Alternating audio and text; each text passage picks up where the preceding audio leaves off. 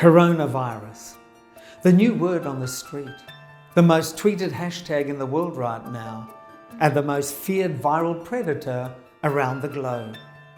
The virus first emerged in a wet market in Wuhan, China. Now, wet markets, which are a common feature in many Asian countries, host a dizzying array of live animals who are butchered on site. Health experts consider these markets hotspots for new and dangerous infections because of the close proximity between humans and live exotic animals.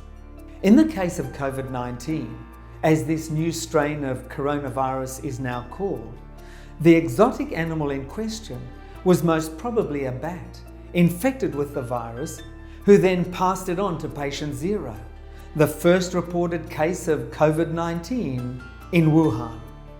Over the space of a relatively short period of time, the virus blazed through China and then made its way around the globe, leaving thousands of infected people in its wake. As the number of cases increased, the World Health Organization declared COVID-19 to be a global pandemic. Immediately before and after this announcement, the world noticed another trend. This one was somewhat less frightening and decidedly more bizarre than the spread of a new viral epidemic. Panic buying, and not just any kind of panic buying, but panic buying of toilet paper.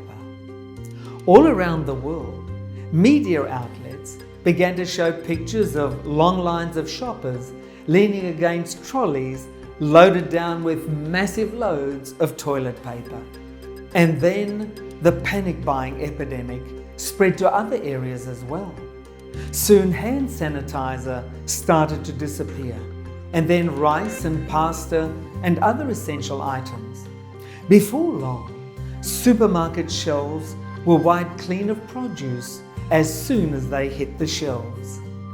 What was triggering this mass buying frenzy? Well, in a single word, fear. You see, with a new and dangerous virus spreading across the globe and rumours of lockdowns thickening the air, people around the world slipped into panic mode, and their first response was to stockpile necessities. The interesting thing is that social epidemics operate along the same lines as viral epidemics do. What do I mean? Well, in his best-selling book, The Tipping Point, journalist and author Malcolm Gladwell lays out a carefully argued thesis about the similarities between social epidemics and viral epidemics. One of the most striking is that, much like viral epidemics, social epidemics are contagious. In other words, in the same way that COVID-19 is contagious and can be easily transmitted through droplets, the fear it causes can be just as easily transmitted through an atmosphere of panic. And it doesn't take much for that fear to escalate and spread. In his fascinating article on collective behavior in the American Journal of Sociology, Stanford University professor Mark Granovetter argues that collective behavior can escalate when it reaches a tipping point. In other words, when a certain number of people engage in a certain type of behavior, everyone around them feels compelled to behave the same way, especially when the benefits far outweigh the costs. So when all your neighbours are rushing to buy toilet paper because they're afraid of a lockdown or shortage, you feel compelled to do the same thing for the very same reasons. Fear is contagious and viral, especially when the number of people who have it increases. Perhaps the most interesting thing about the COVID-19 outbreak is the effect it is having on people around the world. The virus itself is contagious, but it has given birth to a new type of contagion, a social epidemic of fear and uncertainty that is not limited to panic buying. The Bible tells us that there will come a time when just such an epidemic of fear will sweep across the globe. Luke chapter 21 and verse 26 tells us of a time when men's hearts will fail them for fear as they look to the future. Here's what it says: men's hearts failing them from fear and the expectation of those things which are coming on the earth.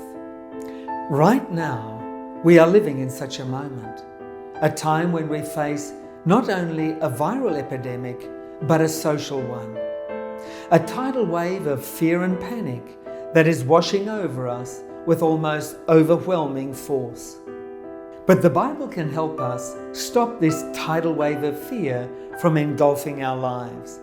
In Psalms 91, verses 1 to 3, we read this: "He who dwells in the secret place of the Most High shall abide under the shadow of the Almighty. I will say of the Lord, He is my refuge and my fortress, my God, in Him I will trust. Surely He shall deliver you from the snare of the fowler and from the noisome pestilence." In this time of fear, we can turn to God and find a safe refuge in Him.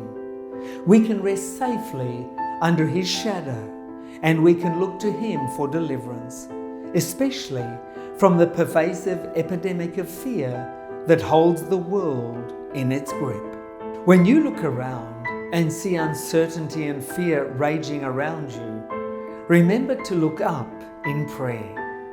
In God, you will find the hope, peace, and certainty that your heart so desperately longs for.